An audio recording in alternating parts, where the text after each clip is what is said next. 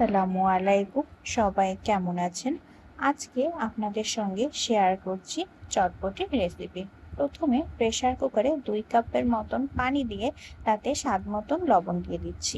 এবার সারা রাত ভিজিয়ে রাখা 1 কাপ ডাবলি বুটের ডাল ধুয়ে তারপর প্রেসার কুকারের ভিতর দিয়ে দিচ্ছি, আর সাথে দিচ্ছি 3টা মাঝারি সাইজের আলু।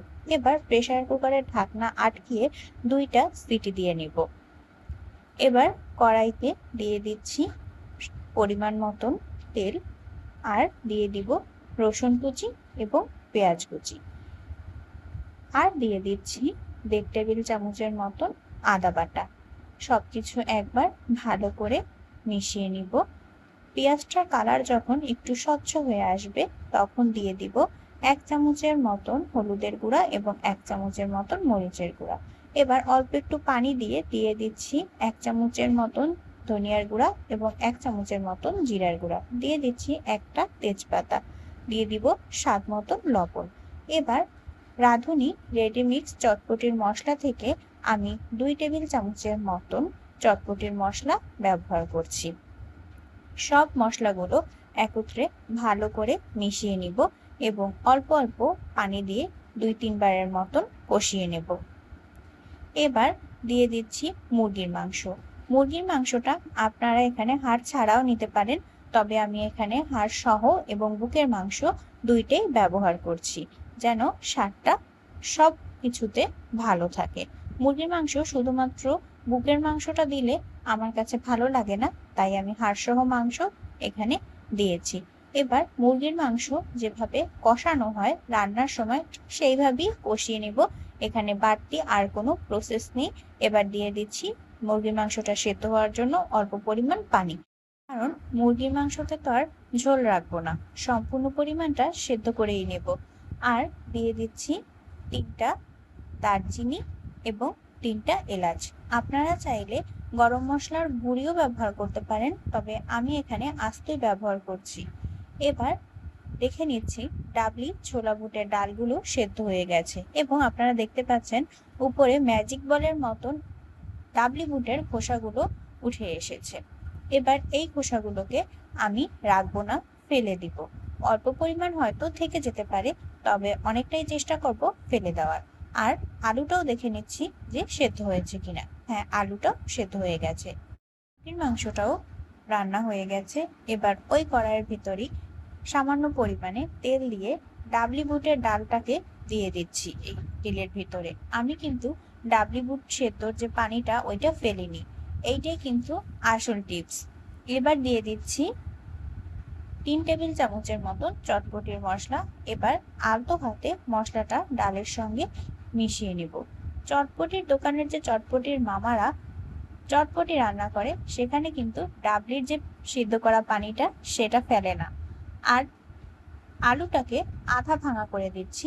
আলুটাকে একেবারে ভর্তা করে ফেলবেন না, আধ ভাঙা করে দেবেন এবং খেতে এটা অনেক বেশি স্বাদ হয়। তাহলে তারা চটপটির পানিটাকে ফেলে না এই কারণেই, কারণ চটপটি যে সিদ্ধ হয়েছে ডালটা ওইটা তো সম্পূর্ণ ওই পানির ভিতরে ওইটার সব ফ্লেভার রয়ে গেছে, এই কারণে ওইটা ফেলে তারা দেয় না। আমিও আগে ফেলে দিতাম, কিন্তু এবার আমি ওই পানিটাকে ফেলিনি এবং দেখলাম যে চটপটির যে দোকানের যে রান্নাটা হয় ঠিক সেম ওই রকমই হয়েছে। আর দিয়ে দিচ্ছি সামান্য পরিমাণে কাঁচা আদা বাটা। অনেকে আদা কুচি ব্যবহার করে, তবে আমার কাছে আদা বাটাটা দিলেই ভালো লাগে। এবার দিয়ে দিচ্ছি সেদ্ধ করে রাখা মুরগির মাংস।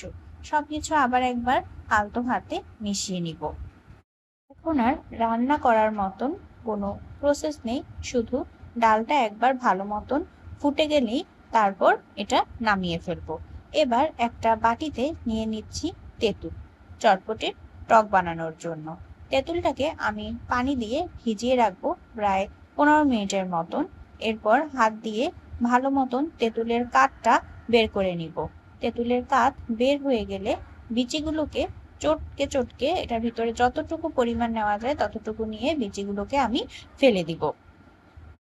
শুধুমাত্র চটপটি খেতে কি সামান্য কিছু উপকরণে হয় বলেন? যখন খাবো তখন তো অনেক কিছু লাগবেই। এবার দেখে নিচ্ছি সঙ্গে আরো কি কি লাগছে। নিয়ে নিয়েছি বাজারে কেনা প্যাকেট থেকেই ফুচকা, আর নিয়েছি 2টা পোড়ামরিচ, নিয়েছি একটা সিদ্ধ করা ডিম, শসা কুচি, পেঁয়াজ কুচি, কাঁচামরিচ কুচি। এবার আবার টকটা বানিয়ে নিচ্ছি। চলুন, পোড়ামরিচ 2টা এখানে তেঁতুলের টকের সঙ্গে কচলে একেবারে এটার ভিতর যত ঝাল আছে সবটা এই পানির সঙ্গে মিশিয়ে দিব। হাত তো একটু জ্বালা করবেই, কিন্তু ভালো কিছু খেতে গেলে আবার একটু কষ্টও তো অবশ্যই করতে হয়। এবার দিয়ে দিচ্ছি স্বাদ মতন বিট লবণ। অবশ্যই এখানে বিট লবণটা ব্যবহার করার চেষ্টা করবেন, না হলে কিন্তু স্বাদটা দোকানের টকের মতন হবে না। এবার দিয়ে দিচ্ছি সাদা লবণ, আর দিয়ে দিব চিনি। চিনিটা অবশ্যই দিবেন, চিনি ছাড়া টক কিন্তু টক টক হবে না। এবার তেলের ভিতর একটা একটা করে ফুচকাগুলো সব ভেজে নিচ্ছি, আর ওদিকে টক কিন্তু রেডি হয়ে গেছে। জাস্ট আর একবার খাওয়ার সময় চামচ দিয়ে নিচ থেকে একবার নেড়ে নেবেন, তাহলেই হবে। এবার ফুচকাগুলোকে ফুলকো ফুলকো করে ভেজে নিব। লাল লাল ব্রাউন কালার যখন হয়ে আসবে তখনই তুলে ফেলব। সময় স্বল্পতার কারণে বাজারে প্যাকেট যে ফুচকাগুলো থাকে ওই ফুচকাগুলোই কিনে নিয়েছি, না হলে আমি বাসায় আলাদা মতন ফুচকা বানিয়ে নিতাম। লাল লাল হয়ে যখন আসবে সেই পর্যায়ে তুলে ফেলছি। 1 ঝুড়ি পরিমাণ ফুচকা রেডি। এবার সবকিছু বানাতে বানাতে চটপটি কিন্তু একটু ঠান্ডা হয়ে গেছে। এটাকে গরম না করলে চটপটিটা খাবো কিভাবে? একটু তো গরম করেই নিতে হবে। দেখুন চটপটি কিন্তু একেবারে ঘন হয়ে গেছে, পাতলা কিন্তু নেই। যেরকম চেয়েছি ঠিক সেরকমই হয়েছে। ডালটা কিছুটা আস্ত আস্ত আছে, কিছুটা ভেঙে একেবারে গলে গিয়েছে। এটা যে খেতে কি পরিমাণ স্বাদ হয়েছে তা আমি বলে বোঝাতে পারবো না। এতক্ষণ দেখালাম চটপটির রেসিপি। এখন যদি চটপটি পরিবেশনটা না দেখাই তাহলে ভিডিও অসম্পূর্ণ থেকে যাবে না। চলুন চটপটি কিভাবে পরিবেশন করবেন সেটা দেখে নিই। 1 বাটি ভর্তি চটপটি নিয়ে নিব। এবার চটপটির বাটির উপরে স্তর করে সাজিয়ে নিব। প্রথমেই দিয়ে দিব শসা কুচি। আপনারা চাইলে শসা কুচির সঙ্গে আদা কুচিও ব্যবহার করতে পারেন, তবে আমি যে ওই কাঁচা আদা দিলাম শেষ পর্যায়ে, সেই জন্য আদা কুচিটা দিলাম না।